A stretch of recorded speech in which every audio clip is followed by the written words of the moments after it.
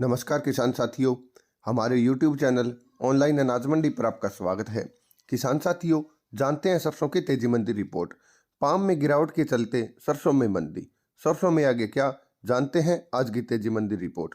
किसान साथियों, जैसा कि आप देख ही रहे हैं कि मौसम की मार और अत्यधिक पाला पड़ने के कारण सरसों की फसल को भारी नुकसान हो रहा है। क्योंकि अभी तक कोल्ड वेव चल ही रही है, इसलिए नुकसान का ठीक ठाक अंदाजा नहीं लग पाया।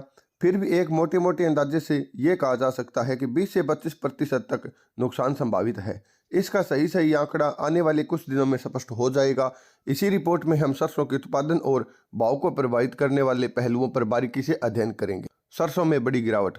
भले ही ठंड और पाले में सरसों के नुकसान हो रहा हो, लेकिन किसान साथियों अभी भी बाजार सरसों के बम्पर उत्पादन की खबर को हजम नहीं कर पाया है।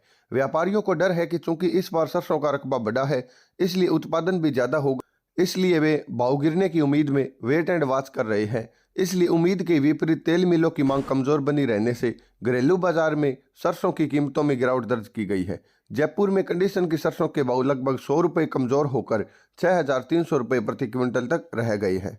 विदेशी बाजारों की अपडेट। जानकारों के अनुसार कमजोर निर्यात और मजबूत रिंगिट में मलेशियाई पाम ऑयल वायदा में गिरावट दर्ज की गई है, क्योंकि सबसे बड़े खरीदार भारत और चीन से मलेशिया पाम ऑयल की मांग कम होने की चिंता है।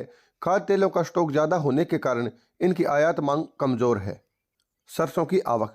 देश भर की मंडियों में सरसों की दैनिक आवक घटकर 1.65 लाख बोरियों की हुई, जबकि सोमवार को इसकी आवक 1.70 लाख बोरियों की हुई थी। कुल आवकों में प्रमुख उत्पादन राज्य राजस्थान की मंडी में 60,000 बोरी, मध्य प्रदेश की मंडी में 25,000 बोरी, उत्तर प्रदेश की मंडी में 10,000 बोरी, पंजाब और हरियाणा की मंडियों में 30,000 बोरियों की आवक हुई थी और गुजरात में 5,000 बोरी, अन्य राज्यों में 35,000 बोरियों की आवक हुई।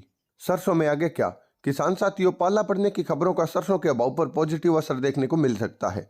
इसके अलावा सरसों तेल की खपत का सीजन तो चल ही रहा है। ऐसे में यदि विदेशी बाजारों का साथ मिलता है तो संभव है कि सरसों में थोड़ी बहुत तेजी आने की उम्मीद है, लेकिन बहुत बड़ी तेजी आने की उम्मीद अभी भी सरसों में नहीं बन पा रही है। कहीं से भी ऐसे सेंटीमेंट नजर नहीं आ रही हैं कि सरसों में अब यहाँ से काफी बड़ी तेजी देखने को मिल सकती है।